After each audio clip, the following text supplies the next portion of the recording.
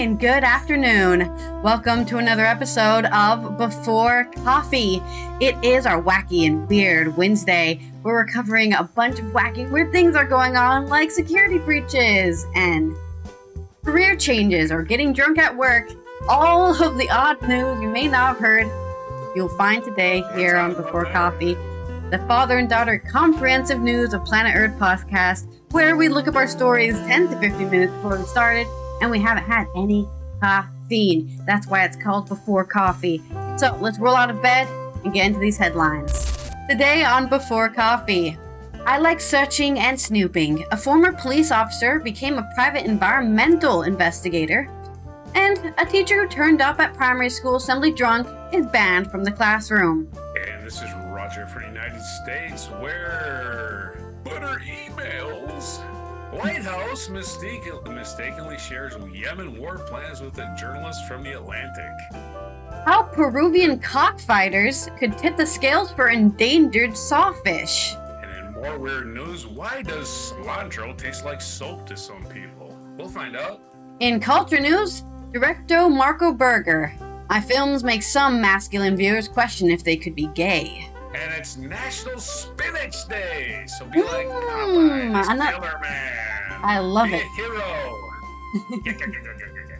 It's National Spinach Day, March 26, 2025 on Before Coffee.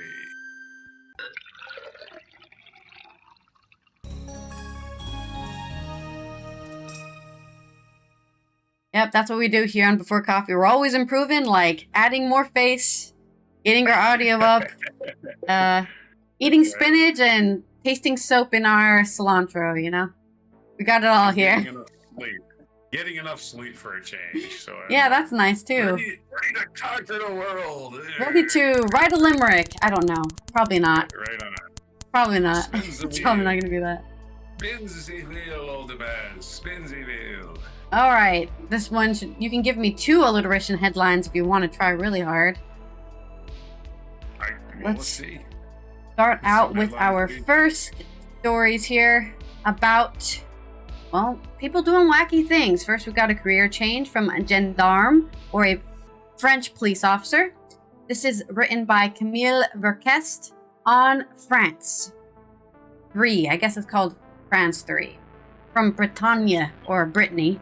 After 20 years of loyal service in the gendarmerie, Micheline Gambaretti became a private investigator specializing in environmental damage, a rare profession in a field where there is no shortage of cases. France's television, that was an ad. Micheline Gambaretti has decided to dedicate all her investigations to environmental protection. From her previous work, she has retained this need to remain in the field, a very broad playing field since all activities have, at one point or another, an impact on the environment, he began. In her broad field work, she has made the quality of waterways her hobby horse, a very sensitive subject in Brittany. I mean, it should be a serious thing in every single country, especially Europe, which famously was spreading the plague through their water. So, you know, take care of the waterways. All pollution has an economic aspect behind it.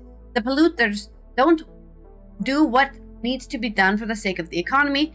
The lobbies are very strong. I've already received an anonymous letter, but that doesn't hold me back. On the contrary. Anonymous letter. Stop looking to the water, or we're going to let you sleep with the fishes. A steely determination and an ecological streak that grew within her during her years in the gendarmerie. With her new career, she wants to put her analytical skills to good use. She also played a key role in the victory last October on the Morlaix Fishermen's Association. It had filed a complaint against a pig farm following the slurry of pollution of La Penze River. Oh, like, come on, dude. That is just unprofessional. That's not even just, like, negligent, but just, hello? It's your water too, dude. And, let me poison the river. It's not going to affect me. Hello? You're a farmer. It is going to affect you. Anyways, disgusting. The judgment even... And also you can sell manure for money. Why would you just throw it in a river? Like, all that money just down the river. The judgment even has set a precedent. We discovered things we hadn't expected. which gave us enough water to support our case so that we could present ourselves in a criminal proceeding with substantial documents for our defense. Look at her telling puns in her quote. They got enough water to support their case.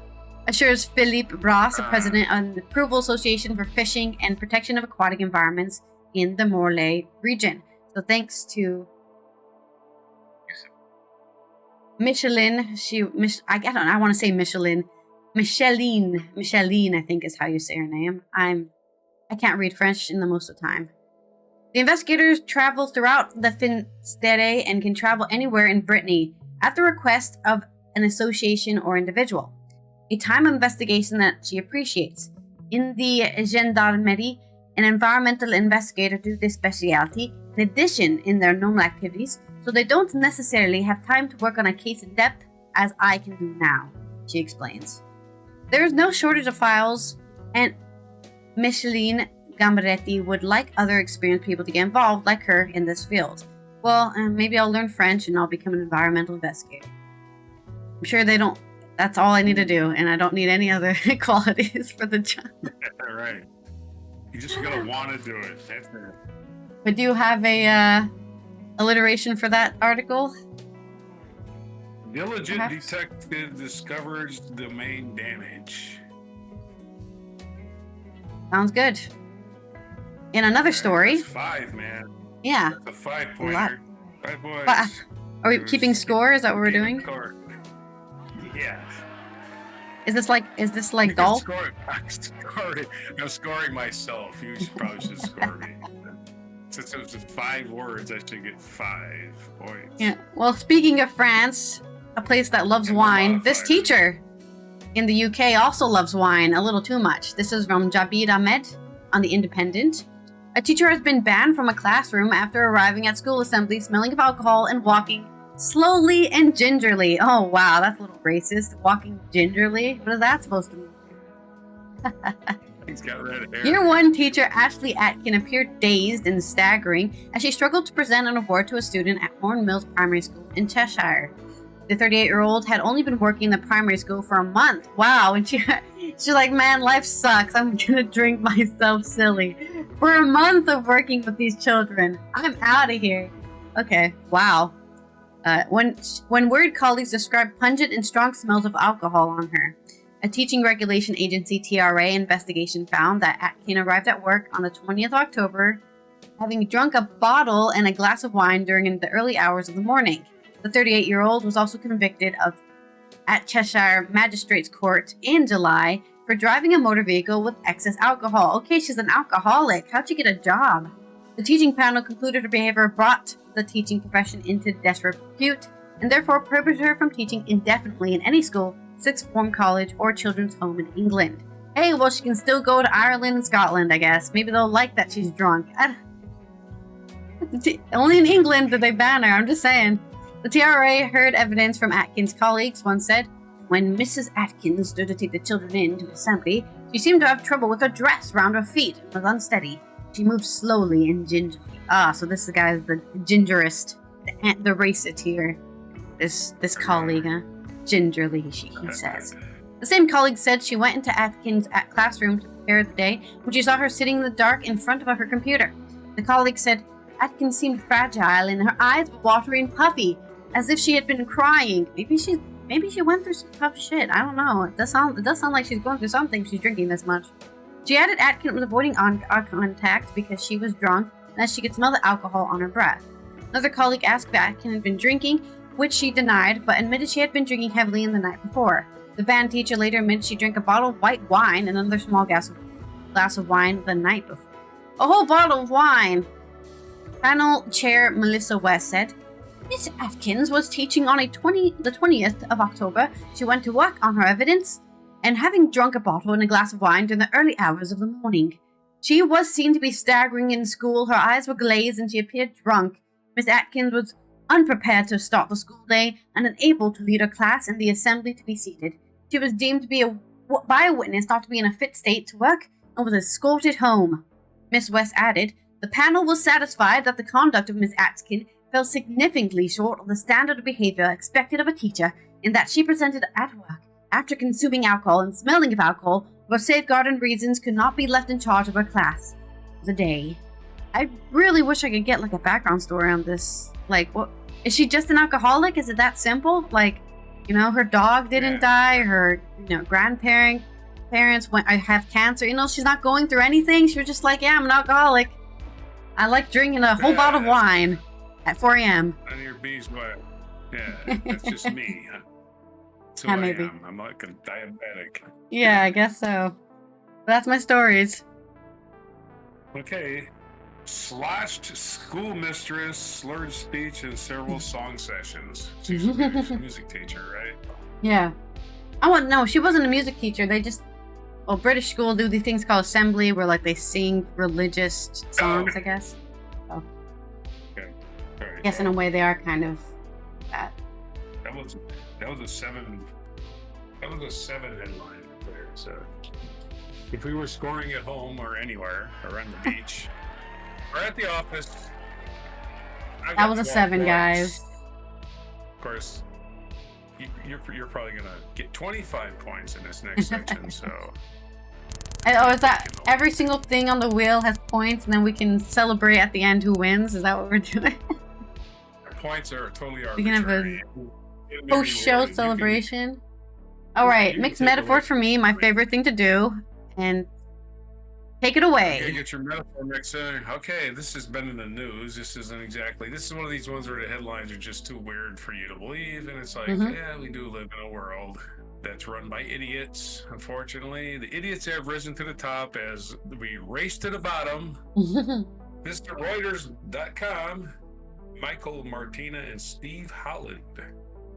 White House mistakenly shares Yemen war plans with journalists at the Atlantic. I subscribed, at least till recently when I got poor, to the Atlantic magazine, one of the few magazines I've subscribed to in the last 20 years. But well written, usually, although they were a little too preoccupied with Trump for my taste. As does everyone, because it's an easy headline, man. Easy headline. But I don't buy it. I don't want a magazine that just tells me stuff I already know. Yeah. Anyway.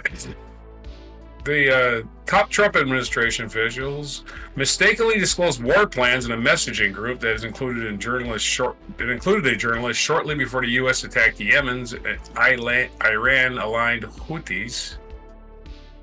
The White House said on Monday, following a first-hand account by The Atlantic. Democratic lawmakers swiftly blasted the misstep, saying it was a breach of U.S. national security, well, that's obvious, and a violation of law that must be investigated by Congress. Good luck with that. At least kick him out of his chair. That's what I would say. Wow, you're not responsible enough. Being incompetent is part of the gig. This is why Vladimir Putin insists on these people running the country. The Atlantic's editor-in-chief, Jeffrey Goldberg, said in a report on Monday that he was unexpectedly invited on March 13th to an encrypted chat group on the Signal messaging app called the Houthi PC Small Group. In the group, National Security Advisor Mike Waltz tasked his deputy Alex Wong with setting up a Tiger team to coordinate U.S. action against the Houthis. National Security Council spokesman Brian Hughes said the chat group appeared to be authentic. U.S. President Stinky the Clown launched an ongoing campaign of large-scale military strikes against Yemen's Houthis on March 15th over the group's attacks against Red Sea shipping. He warned Iran, the Houthis' main backer, that it needed to immediately halt support of the group. Hours before these attacks started, Defense Secretary Pete Hegseth posted operational details about the plan in a messaging group, including information about targets, weapons the U.S. would be deploying, and attack sequencing.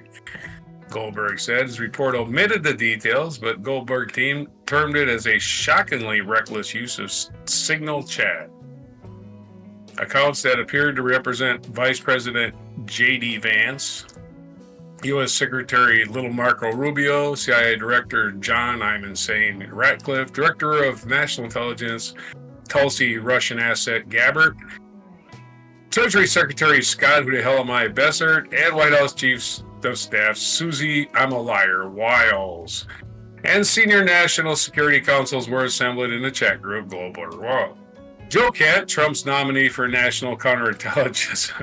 If there's anything counter to intelligence, it's this group, right?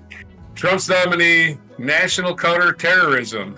Center director was apparently on the signal chat chain despite not being Senate confirmed. He's not even officially part of the government yet. Oh, reporter and another unclassified person. Trump told reporters at the White House that he was unaware of the incident. Of course he was. Why do you want this guy to even say anything? Why do you even listen to him? I don't know anything about it. I'm not a big fan of the Atlantic. What does that have to do with the price of tea in China there? You know, brains for shit. Why is this guy anywhere near power? Anyway, the NSC Hughes said in a statement, the NSC is the National Security Agency's Hughes, who's a spokesman. At this time, the message thread that was reported appears to be authentic. Of course, because he's not lying. He's an actual professional doing his job. And we are reviewing how an inadvertent number was added to the chain. There's your proper response now. It didn't even happen. It didn't even happen. That's the White House. That's the White House response. It didn't even happen. Wacky. It didn't happen. That didn't happen to us. That's their response, like a bunch of little babies that got caught with their hand in a cookie jar. The thread is the demonstration of a deep and thoughtful policy coordination between senior officials. The ongoing success of the Houthi operation demonstrates that there was no threats to our service members or national security. That doesn't make any sense at all. How do you know? It doesn't demonstrate anything. Okay, you can't demonstrate the absence of something. You can't. You cannot demonstrate the absence of something. You can demonstrate the presence of something, but you can't demonstrate the absence of something. So that's just horseshit that he says there was no... What does it say? What does this statement say?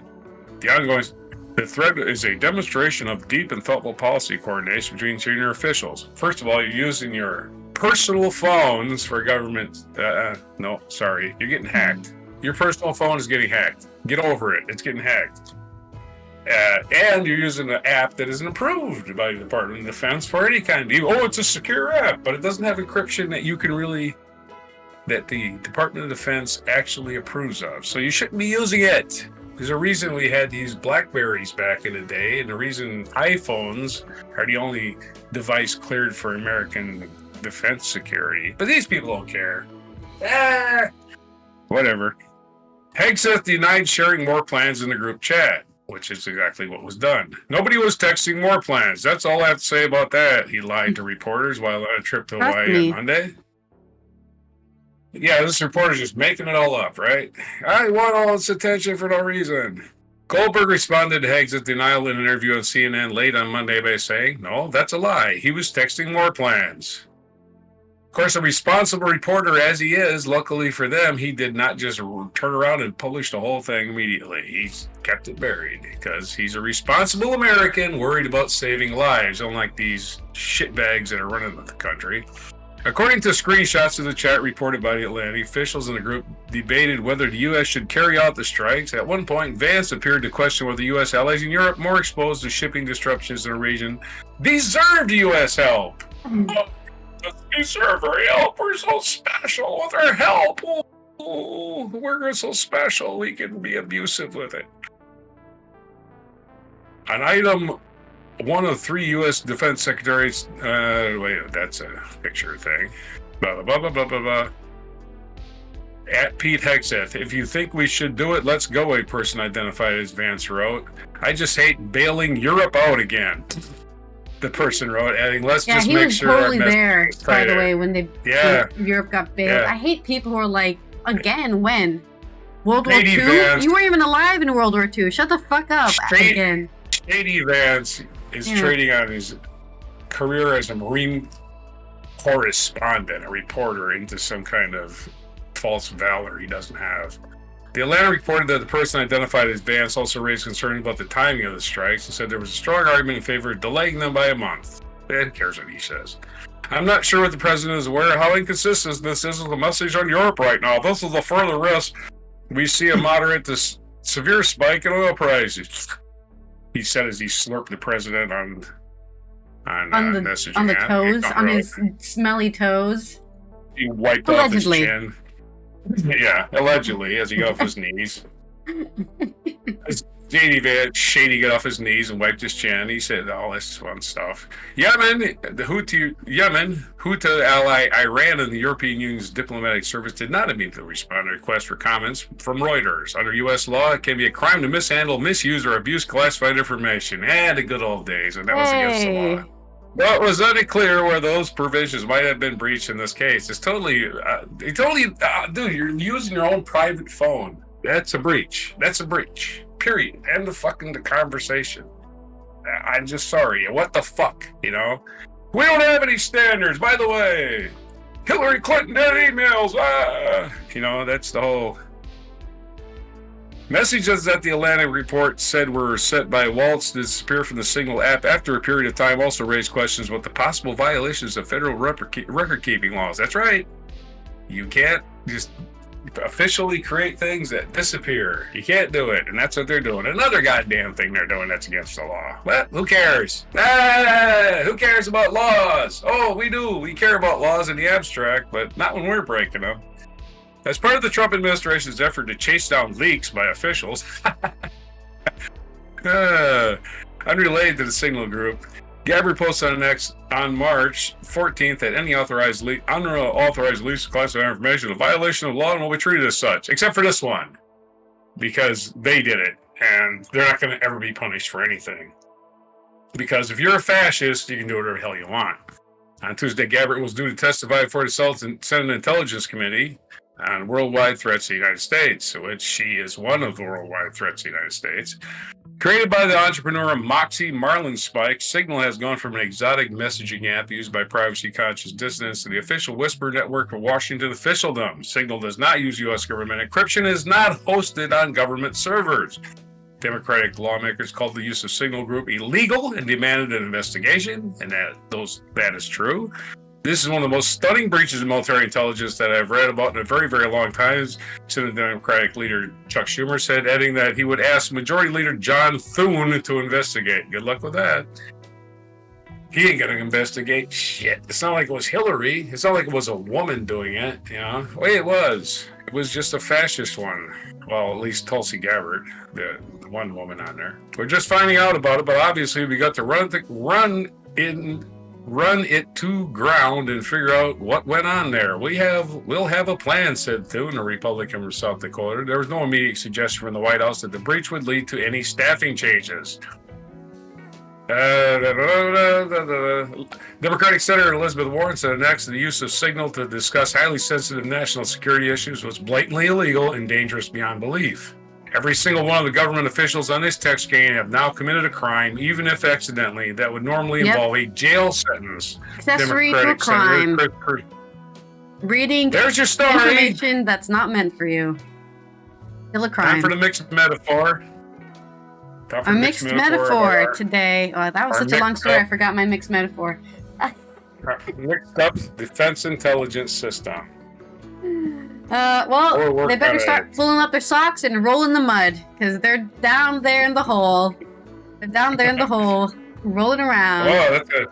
So you get three also, points. hello, Chris. I just want to let you know my dad never sees chat, so only I can see your messages. So, he called me ugly? Yes, I'm ugly. Thank you very much. No. There's an Australian man in the chat who is trolling and saying that, okay. I told him, I gave him death threats, and that you need to reprimand me as my dad, right?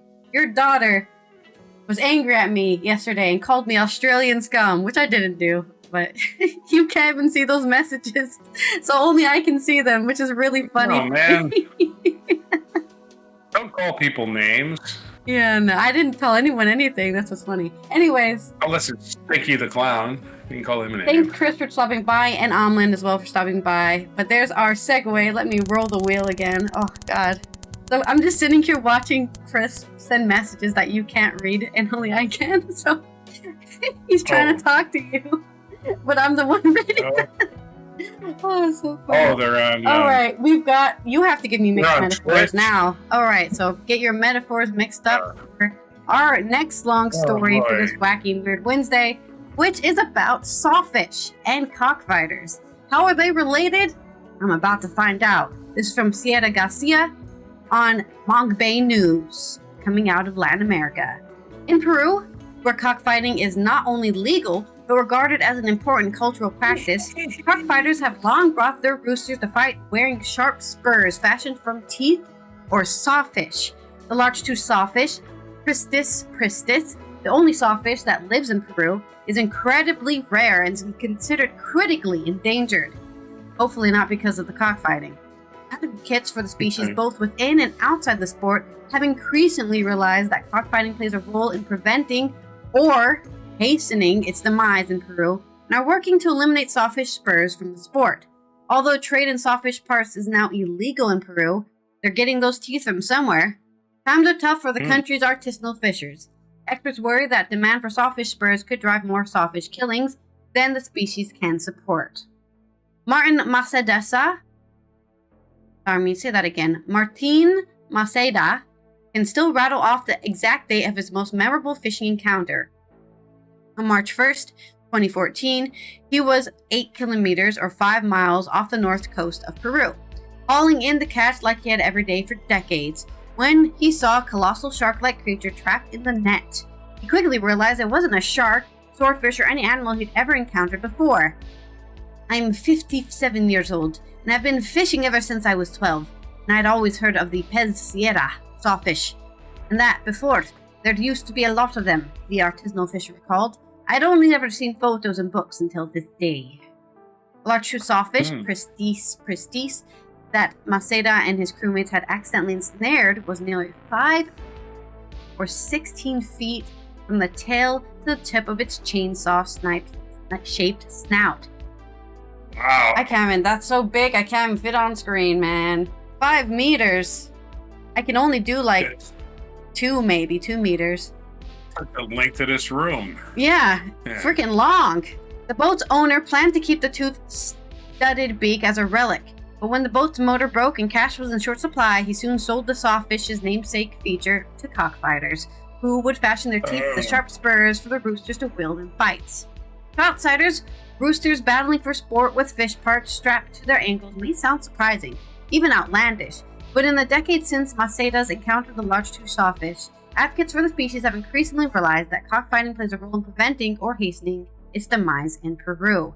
Okay, so this tooth, I want to say, is like 7 centimeters long, which is probably like 3 inches-ish long.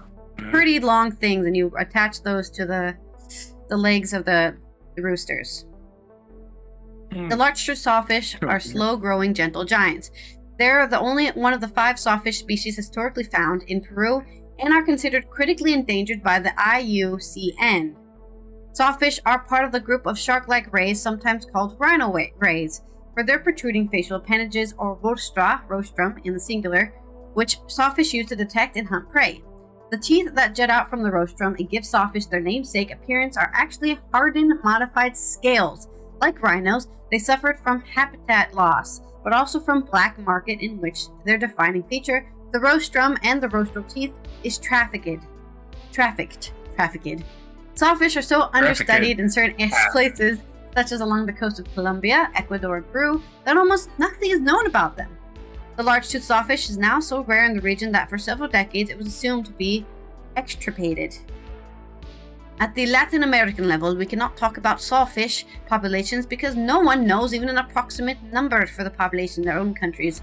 Mariano Cabanilas Torpoco, a research fellow at Brazil's Chico Mendes Institute for Biodiversity, Conservation, and Sawfish expert, told Manga Bay, "Man, it must be rough to be a sawfish expert and be like, we haven't seen any in 5 years, so I'd love to study more."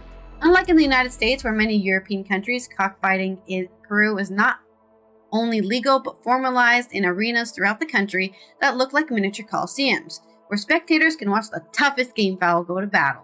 Cockfighting has a 500-year history in Peru, and many cockfighters are fiercely protective of the blood sport's cultural importance. In the late 20th century, 3 types of spurs dominated the arenas: plastic, turtle shell, typically hawksbill, another critically endangered species, and sawfish tooth. By 2000, some Peruvian cockfighting leagues began banning participants for using spurs made from animal products, but preventing extinction wasn't the only reason. Roosters can suffer more severe wounds from sawfish tooth spurs compared with artificial ones, and using animal-based spurs was viewed as unsportsmanlike, according to Victor Negrete, president of the Lima-based Worldwide Game Fowl Breeders Association and proponent of eradicating sawfish tooth spurs from the bloody sport. I don't even understand doing that. If the whole idea is to see two roosters fight each other, that's it. Why are we adding, tools? Why don't you just poison their claws so the other rooster dies from poison? Whatever. Don't give me any ideas. If it's so boring that you have to add spurs to them to make it more interesting, maybe the sport is just boring and you should let it go. Just an idea. I mean, 500 years is a long time, but it's not long enough for me to think that it's some sort of traditional cultural event. It sounds like a colonist thing, because remember, chickens do not come from America, they come from China. So you still had to move a chicken all the way from China to get to Peru. So I'm saying, if it was like 15,000 or if it was like 1,500 year history, I would be like, okay, that's a long time. No, that's a millennium. More. 500 years is not that long. You can just let it go. It's fine. It was probably brought by colonizers. Spanish people probably bought it over. Not that serious. Yeah, you'd think it'd be easy, but it's not. Yeah, no. So eliminating the demand for sawfish products from cockfighting is a long, delicate process because they also see in it as an opportunity to promote the sport by saying cockfighters are encouraging sawfish conservation. Negrete told Wangabe. For more than 2 decades, he has provided fellow cockfighters in Peru with resources to spread the word about abandoning animal-based spurs, including presentations at conventions, flyers posted in arenas, and on social media. Kirsten Forsberg, a co-author of the Sawfish Cockfighting Study and director of Peruvian marine conservation nonprofit Planeta Oceano, told Mangabe it's important to understand that cockfighting isn't the main factor that pushed the species to brink of extinction in the region. That's still, as always, good old habitat destruction, and incidental capture deserves credit for that. But cockfighting is a factor that has to be addressed now that the species is so rare, she said. Negrete said the fact that the prices for sawfish spurs fell from their peak in the 1990s, despite the supply remained vanishingly rare, proved demand is dwindling. He also noted that cultural shifts can be inherently slow, but insisting that cockfighters should sell and buy sawtooth spurs are now the minority. It's not a change that takes place in just one day, he added. So, Alejandra Mendoza was collecting data in northern Peruvian fishing village in 2015 when she got a frantic call from a local fisher. Mendoza, then a young fisheries scientist fresh from the capital city, and now the president of the Peruvian marine conservation nonprofit Ecocianaca, arrived at the dock to find a 6-meter, that's even larger than the one the guy from 14 was talking about. 6-meter, 20-foot sawfish tangled in a gill net. She didn't know then that the sawfish could be among the first documented in her country in decades. That's 2015, 15 years ago. The fisherman who called me wanted to put it in a pond as a tourist attraction, she told Mangabe. But she was even more shocked to learn that the other fishers hoped to kill the sawfish and sell the snout to cockfighters. Once she learned how much the fishermen could gain, Mendoza realized it's like winning the lottery for them. A large tooth sawfish might have up to 24 pairs of sharp teeth protruding from its rostrum. Each tooth might make up to 4 sets of spurs. The total payout adds to thousands of dollars, the equivalent of what many artisanal fishers make in even better part of a year. Really is a lottery. That encounter, along with a handful of other sightings reported in the following years, drove local marine conservationists and scientists to advocate for protecting the remaining sawfish. In early 2020, the Peruvian Ministry of Production banned the capture, transport, and sale of any sawfish body parts within the country. Advocates say the next step for saving sawfish must include better training for enforcers to detect and recognize the sawfish teeth after they've been shaped and polished into cockfighting spurs. Those are sawfish cheap, you're gonna have to pay a fine. So, the seas are shifting. Although sawfish protections have gained traction, dwindling catches Peruvian artisanal fishers as recent years could undermine their progress, Mendoza said. 10 years ago, fish were abundant on the docks. You couldn't even walk between the boxes, the fishermen yelled at me. Get out of here, we're moving fish, Mendoza said.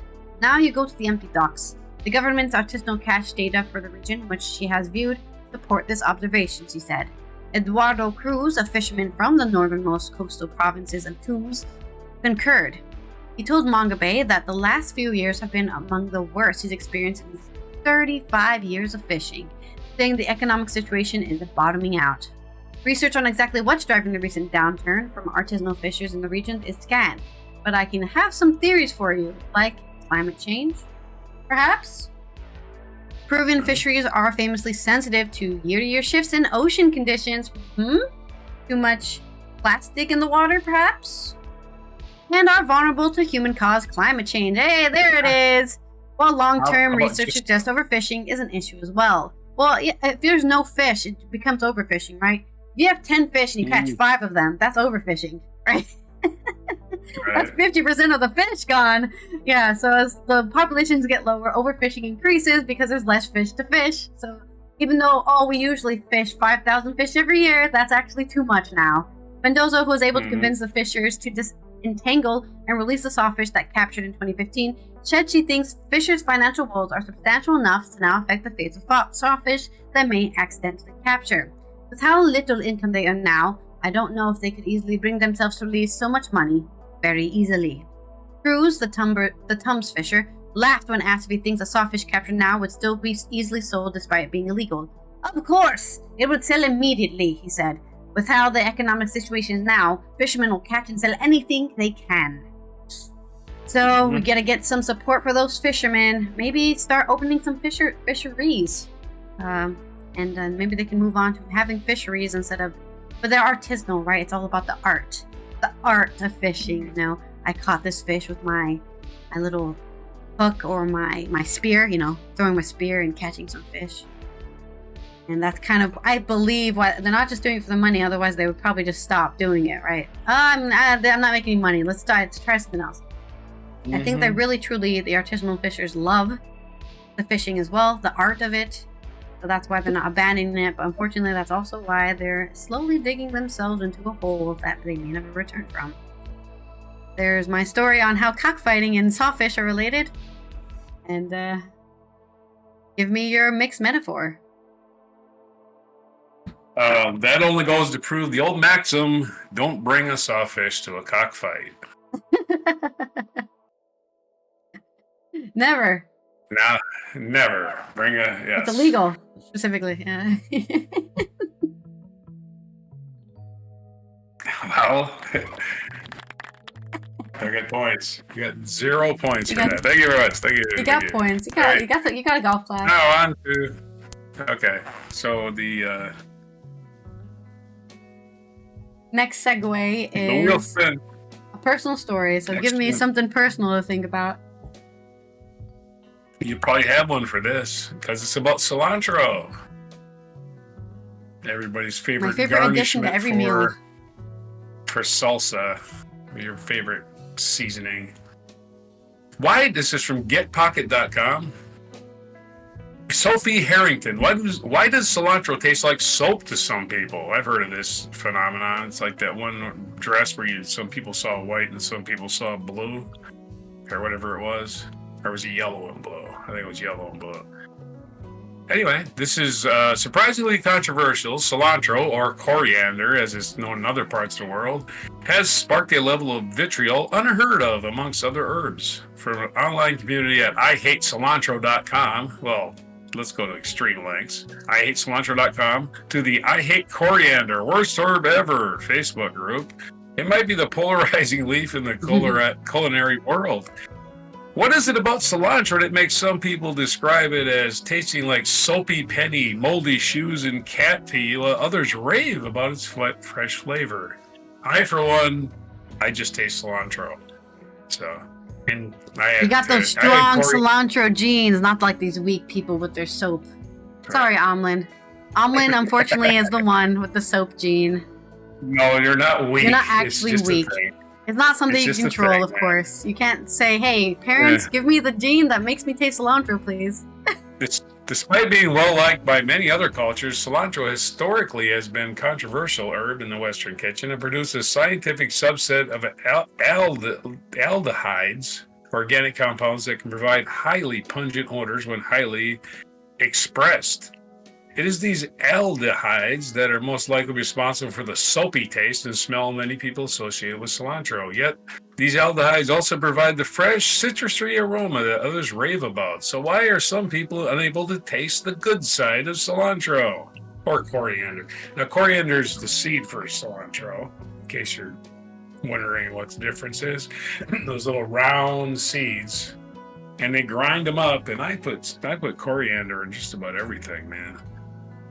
Anyway, disliking cilantro isn't a recent phenomenon. In a 2001 paper, University of Otago anthropologist Helen Leach found that cilantro was treated as an unwanted herb, or herb as they say in Europe, in European cuisine from the 16th century onward, and very often disparaged for its foul taste and smell. What the English are behind this, huh? Leach suggests that this dislike may have stemmed from a misleading interpretation of the world's etymology, itself stemming from the Greek chorus for bug. Sharing a similar shape to bed bugs, the newly unpopular herb may have been associated with their foul smell. This negative association may have been enough to enhance the less palatable flavors in cilantro, leading Victorians to turn their noses up at the herb. The use of cilantro in many non-Western forms of cooking may have fed into long-standing European stereotypes. By associating cilantro with unclean, fetid bedbugs, many forms of non-Western cuisine were tarred in association. It was not until after World War II, when it became fashionable to try new cuisines, that restaurants and even branch out in the kitchen at home, that cilantro began to re-enter the Western culinary canon. A study by L. Maurer and Ahmed El Sohemi at the University of Toronto found that while 17% of Caucasians disliked the taste of cilantro, only 4% of Hispanics and 3% of people of Middle Eastern descent disliked the herb. Mexican cuisine, for example, is known to make full use of the herb. It is a staple spice in many Middle Eastern and South Asian cuisines too. These groups similarly appear to be those least likely to dislike it. Perhaps growing up eating cilantro was enough to gain immunity to the less palatable aromas and tastes. This might seem like a vindication to those who suggest dislike of cilantro as just being fussy, but more recent studies have found specific genetic differences associated with the taste. A study by the Personal Genomics company of 23andMe identified a small DNA variation in a cluster of olfactory receptor genes that is strongly associated with the perception of a soapy taste in cilantro. This may be traced to the OR6A2 gene, a olfactory receptor, able to bind many of the aldehydes, implicated in the herb's very particular smell. Perhaps those with specific variation in the gene are particularly sensitive to its soapiness. Studies on twins have also bolstered the suggestion that cilantro preference has a genetic component. Preliminary research by Charles Y. Saki at the Monell Chemical Senses Center suggests that while 80% of identical twins share similar taste profiles for cilantro, only 42% of fraternal twins do. If the genetic component does not play a significant role, it may be that certain cultures are predisposed to use cilantro in the cooking because they're genetically predisposed to like it rather than the other way around. That's some good news for cilantro phobes, at least, since no one can blame you for your genes. Still, it does not make the horror of accidentally getting a bite of green stuff any more bearable for them. No. So there's your story about cilantro, and why does it take like soap, which I have never experienced. I love cilantro, so call me out. I don't know what you're fussing about. I think you might be just a little bit too fussy, but that's just me. Well, yeah.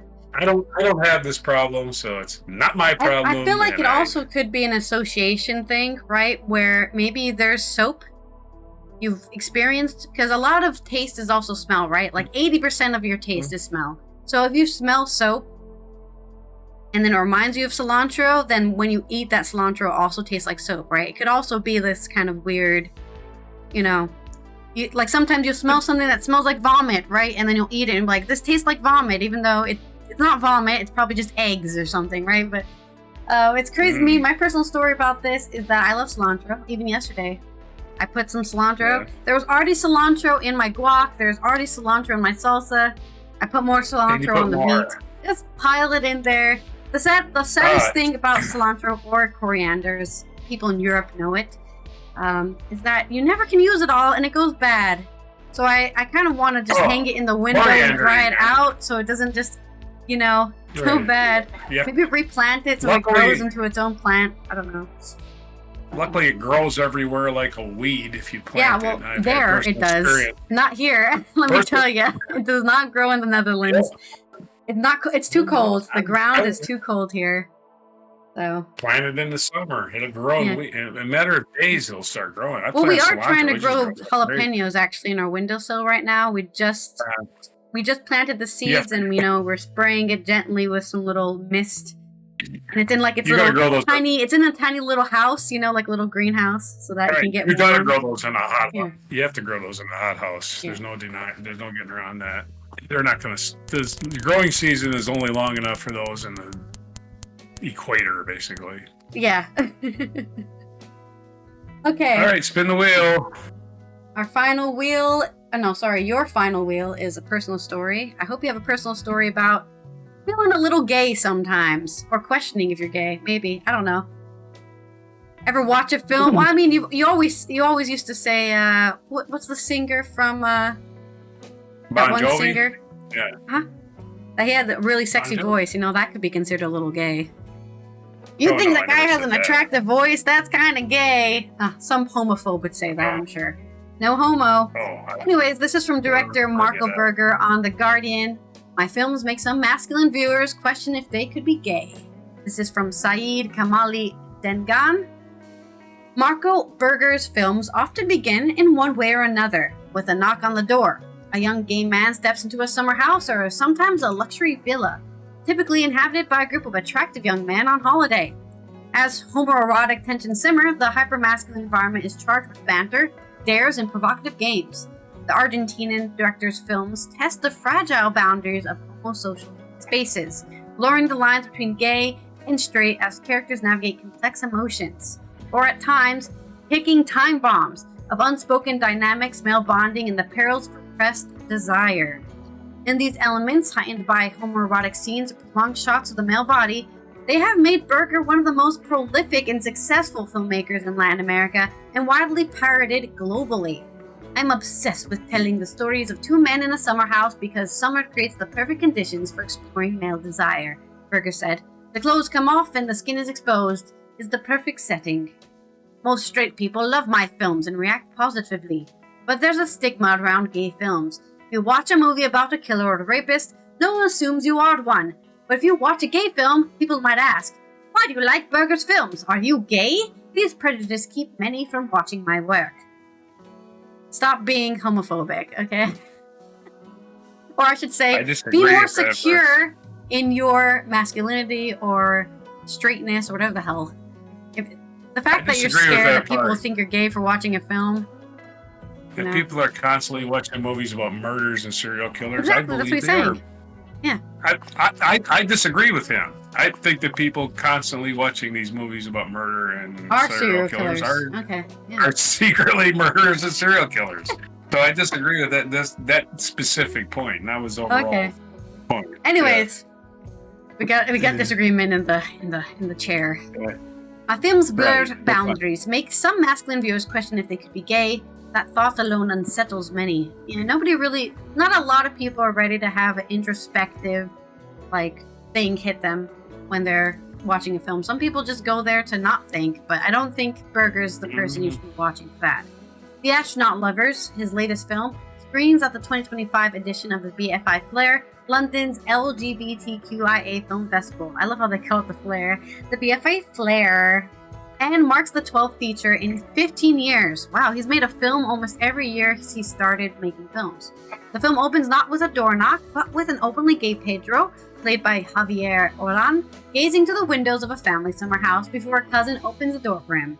Inside, Pedro immediately connects with his cousin's friend, Maxi, played by Lautaro Bettoni, and the two, who have known each other since childhood, share an instant rapport, and although Maxi appears to be straight, he seems eager to push boundaries with Pedro. What begins as playful banter soon evolves into a foxmance, a fomance, so not a real romance, when Maxi lies to his ex-girlfriend, claiming he's now gay and is dating Pedro, but he's not. As the comedy drama unfolds, we realize that while the lie may have been a ploy to win back his ex, the bond between Pedro and Maxie become undeniably real. Yeah, I'm totally gay, but I just want to make you jealous. Berger says that his interest lies in the complexities of the in-between spaces, homosexuality and heterosexuality. That's right, guys. It's not a line you cross, and then suddenly you're completely like the gayest man ever. Sometimes you're just slightly gay, or slightly straight. There's some gay men out there who are like, you know what? I do like trucks and trucker hats and, rolling around in the mud. That's oftenly seen not as a gay activity, But maybe the rolling around the mud, not so much. Society, he says, imposes rigid categories of sexual identity, yet human attraction is inherently fluid. It is particularly evident in his 2009 feature debut, Plan B, which follows a young man who hatches an unconventional scheme to win back his ex-girlfriend by seducing her new boyfriend, a theme that echoes in Berger's latest film. Our society puts limits, he says. Like, you have to be straight or you have to be gay, but in reality, you never know. Why do we have to choose a label? Comedy plays a crucial role in his storytelling. He reflects how queer cinema often lacks traditional romantic comedies, which inspired him to make The Astronaut Lovers. I wanted to make a romantic comedy with two men because it barely exists. It's a political statement as much as a film, he says. Comedy has a way of easing tensions and allowing us to say things we might not dare to say otherwise. Homoerotic tension woven into everyday situation recurs in Berger's films. He attributes this to his personal experiences growing up gay in a heteronormative society, and is fascinated with moments when love first emerges, especially during adolescence. I feel like the world stole my youth. I'm angry about it. I never had a boyfriend in high school. My friends, the girls had boyfriends, and the boys had girlfriends. Everything that happened for them was never happened to me. Berger also addresses the challenges of being gay in Argentina, where, despite some social progression, public displays of affection between same-sex couples can still attract unwanted attention. Even in Buenos Aires, walking hand in hand with a man is still an act of rebellion. His 2022 film, Horseplay, examined the theme, exploring toxic masculinity and homophobia, particularly among privileged young men. Inspired by a real-life murder case in Argentina, Berger says, at first you think you like these guys, they're rich, handsome, confident, and then you realize this is the toxic part of society. The film, filled with playful pranks and homoerotic teasing, blurs the line between camaraderie and latent aggression, eventually leading to a shocking act of violence. Horseplay contrasts with Taekwondo, a film he made with Martin Farina in 2016, which also depicts male bonding but in a much more tender and accepting environment. It is a slow burn drama in which Fernando invites Draman, a closeted new friend from his Taekwondo class, to spend time at a summer house with his group of great male friends. Reflecting on his personal life, Berger shares that he grew up middle class in Buenos Aires and came out at 18. He never went to Miami, as many people did. His father initially struggled to accept his sexuality, even suggesting therapy. However, this experience led to therapists discover Berger's creative talent, ultimately steering him towards filmmaking. Hey, thanks, Dad, for being a little homophobic. You sent me to therapy for it, and I had just realized I could make some great films about this shit. In his personal life, he admits that he says, not this clean, perfect boy. He says he's not comfortable with opening the door to having sex. I'm not the pre-exposure prophylaxis. I don't go to parties and do camp sex. I never have. Because of my childhood, I've always valued your love. He has a bit more of that purity because he never got to experience it as a teenager. Despite his success, Berger faces challenges in the film industry. He believes homophobia still affects funding opportunities, as some producers hesitate to finance any LGBTQ+ films. I've seen straight directors get millions for their second film. I've made 12 films, and together they cost less than one of theirs. The biggest producers don't want to produce my work, he adds. They're afraid of being labeled as producers of gay films. I was never on equal footing with other directors. The Astronaut Lovers was made with $200,000. But I never thought of my career as making queer films. I thought of myself as making films.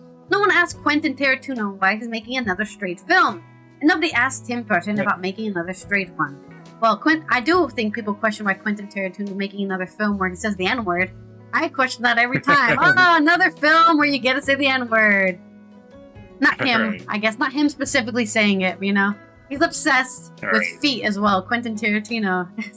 People question him that too, But yeah, I think it is unfair, and it sucks that you just want to make art, and art that people definitely can relate to, whether they're straight or gay, right? That's what he was saying at the beginning of this article.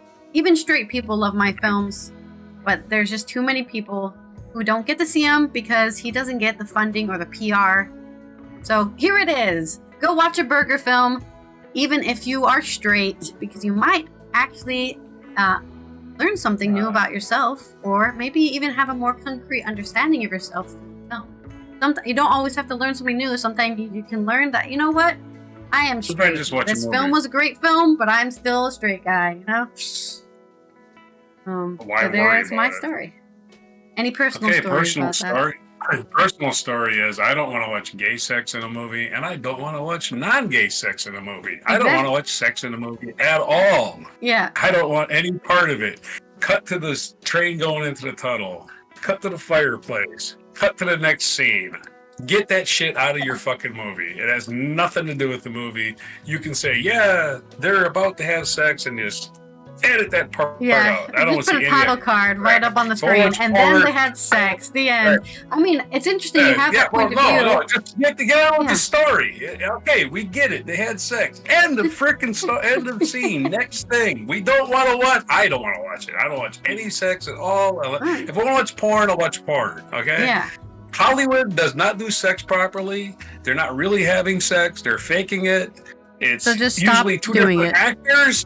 It's usually two different actors because people have nudity issues with their own bodies. So yeah, who cares? I mean, it gets edited out of the TV version anyway. Yeah. So it's like, we're going to get stressed out about it. My thing is, I don't want to see sex in movies, period. Unless it's a sex movie. If it's a sex movie, it's a sex movie. It's not, it's not. If it's just incidental to the plot, who gives a shit? Yeah. Anyway. No, I mean, this is something you can actually relate to Zoomers about, because a lot of Zoomers actually have the same. That's a trend, at least. A trend with the Zoomers is that they don't want to see sex in movies. They think it's ridiculous. It's I can't think of the word right now, but it's too abundant, right? It's not necessary. Yeah. You don't need it. Right. It's a money grab. It's a scene stealer. It's whatever. You put it in the previews and then you don't put it in the movie. That's one of the things. The act. Yeah. Look, halfway through the preview, you see a steamy sex scene that's not even in the movie. That's all it should be, you know? Just something to get people to go and go, oh, there's steamy sex, and then they sit through the whole thing and don't see it and go, oh, I should have gone to a X-rated theater. Yeah. Anyway. All right, let's roll my last segue for this day in history. Yeah. They're making this show extra long. I guess we are. Just a little bit. I'm not homophobic. Right. I'm intimate phobic. Personal story for this one. Let's go. Something today happened. It's Spinach Day, so I already guess I have a personal story. We're not going way that far back. We're only going 1812 in this day in history, where, in opposition to redrawing of districts in favor of incumbents in an upcoming election, the Boston Gazette published a satiric cartoon that graphically transformed the district into a fabulous animal, the gerrymander. The term gerrymander thus entered the American lexicon. So we've been saying gerrymander for 213 years. 213 years, as Walter Cronkite would say. In 1827, German composer Ludwig van Beethoven died of cirrhosis of the liver at the age of 56. Jeez. He was probably depressed about going deaf. 1874, American poet Robert Frost was born in San Francisco, much admired for his depictions of rural New England life and his realistic verse portraying ordinary people. Well, he's born in San Francisco, but he grew up in New England, apparently. 1885, the first clash of the Ryle Rebellion in Canada took place in Duck Lake, Saskatchewan. Cool name for a lake, not so great for wars. The Ryle Rebellion. In 1911, American dramatist Tennessee Williams was born in Columbus, Mississippi. His plays reveal a world of human frustration with sex and violence underlie an atmosphere of romantic gentility. And nobody ever did it on the stage. They just pretended to, right? No, none of this. Let's do sex. Let's get people to look. 1927, the Mille Miglia, the famed automobile race across Italy, was inaugurated. The Mille Miglia. Miglia. I can't say it. 1930, Sandra Day O'Connor, the first woman to become a U.S. Supreme Court justice. What do you have in common with Sandra Day O'Connor? You were both born in El Paso, Texas. Hey, how about that? 1941, British evolutionary biologist Richard Dawkins was born in Nairobi, Kenya, to maintain the genes are the driving force of evolution and advocated atheism as the subject of today's mic drop. If you got that video, which I sent hours ago, it seems like now. 1944, American pop singer and actress Diana Ross was born. Yeah, of course, she achieved international stardom, first as leader of the group The Supremes and later as a solo artist, and she played Dorothy in The Wiz. 1971, members of the Awami League set up a government in exile in Calcutta and declared Bangladesh an independent state. There you go, Bangladesh, and immediately George Harrison went out and threw a rock concert in honor of them because, well, they had massive earthquakes and flooding and stuff. 1992, heavyweight boxing champion Mike Tyson was sentenced to 6 years in prison following a rape conviction in Indianapolis, Indiana. When we say cancel culture, Mike Tyson wasn't even canceled. How could there possibly be cancel culture? So right? to be fair, if you, for me, if you commit a crime and then you do your time for that crime, you shouldn't be chastised for the rest of your life. Maybe watched, just in case you do it again. But you know, my favorite defense argument of all time is Mike Tyson's lawyer was like, he's Mike Tyson. What did you expect him to do? He's a brute.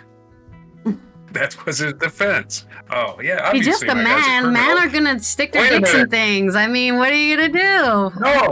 No. Not just that he's a man. He's Mike Tyson. He's known for being extremely violent. And I'm like, I'm sorry. That's not an argument to not lock him up. So we should put him anyway, in jail for life then because he's a danger to society. That's what you're doing. Your lawyer is not doing you any favors. And of course he raped her. What do you think? Of course he raped her. He's a rapist. He's going to rape people. And of course he later went on to bite off. He went to later after I hope that guy got fired and never did anything again. Was this before or after he bit off Holyfield's ear? I don't remember. 1997, police discovered the bodies of 39 members of Heaven's Gate, an American religious group that believed in unidentified flying objects. Of course, unidentified flying objects is not something you believe in. They're just there, and you don't know what they are. That's why they're unidentified, and they're flying, and they're objects. It's not a belief. It's a thing. They're actually there. If you can't identify it, it's unidentified. Anyway, they believe that a flying saucer are actual aliens, not unidentified. They committed suicide and believed that a spaceship was arriving to take them to a better place. Britannica needs to work in their terminology because unidentified flying objects are real because you don't know what they are. And that's just that simple. It's not a belief. That thing flying through the air, what is it? I don't know. It's a UFO. Just by that act, just by not being able to identify it. Did I over-explain that enough yet? I can go on for another 5 minutes. 2000 on this day, Vladimir Putin was elected president of Russia unanimously. How about that? 2005, 16 years after being canceled, the BBC sci-fi series Doctor Who returned to television with a new episode in Christopher Eccleston appearing in the title role. So Doctor Who did go away for 16 years, like I insisted back in the early 2000s. It says, when did this show come back? And you were all, this is a new British show. I said, no, that's an old British show. 2011, American Democratic politician Geraldine Ferraro, who was the first woman to be nominated for vice president, died at the age of 75 on this day. So, rest in peace, Geraldine Ferraro. She only got to be 75. I think she had breast cancer, which is, get yourself checked, ladies. It's very serious.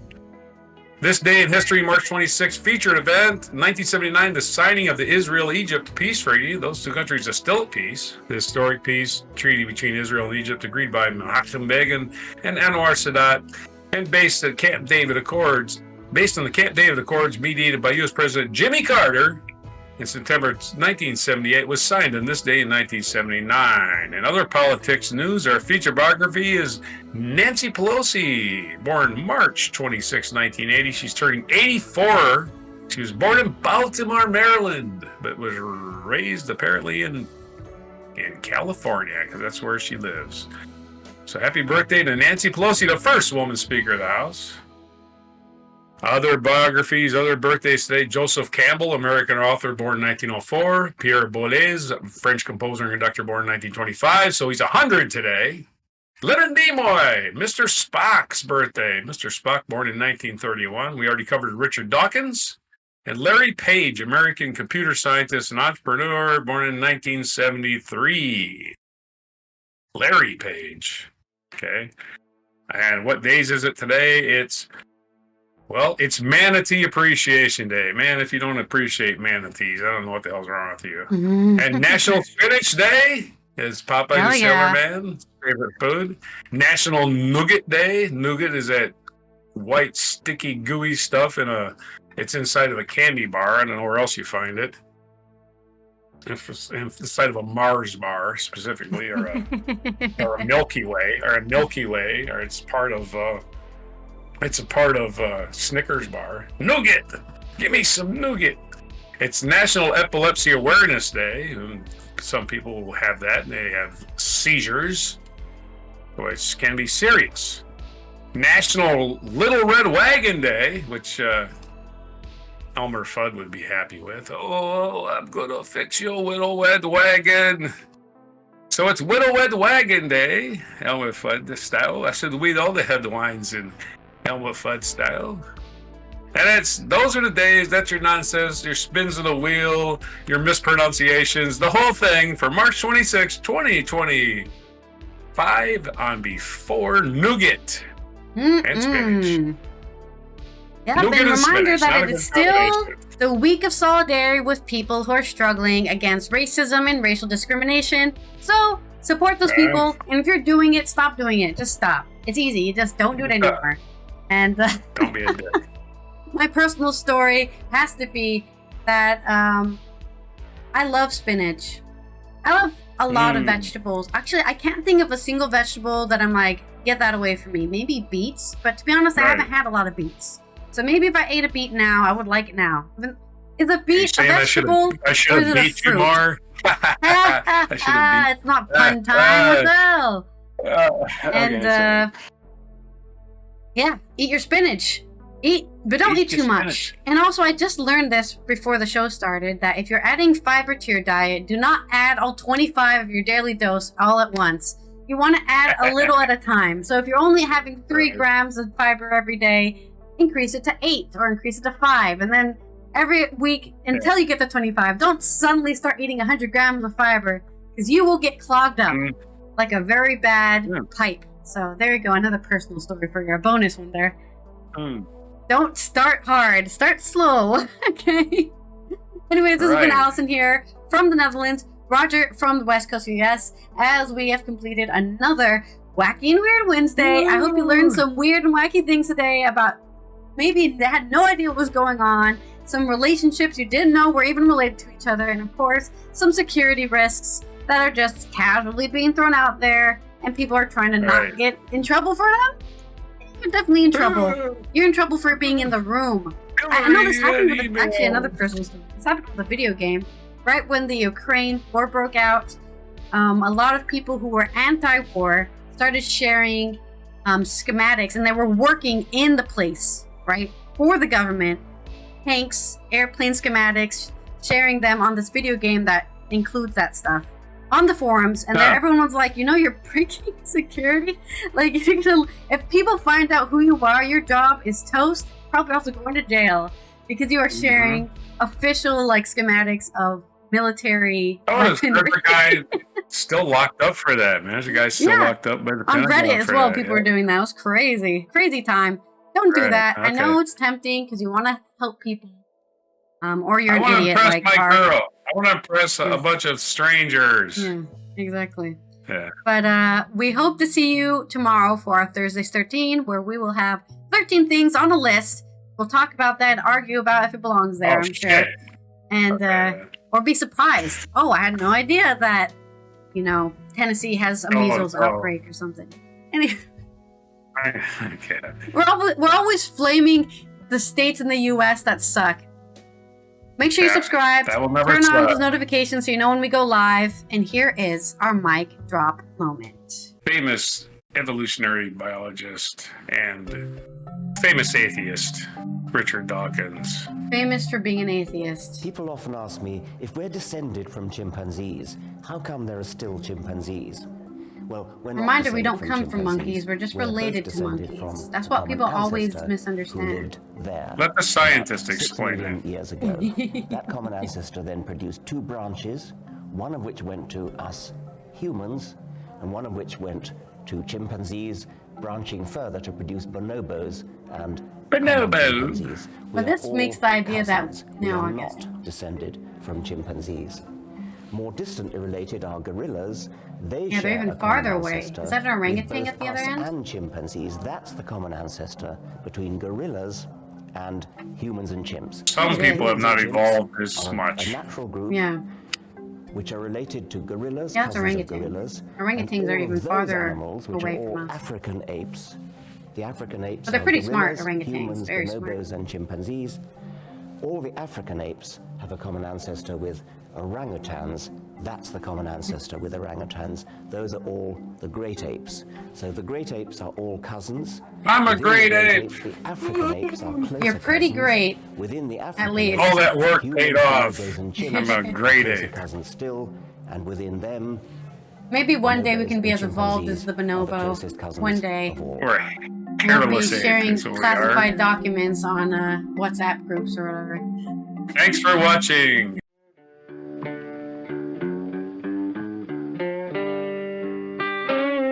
Be sure to hit the like, subscribe, and notify buttons, and follow our other channels, Toxic Alley, History of Gravy, and Scratchy Old Records.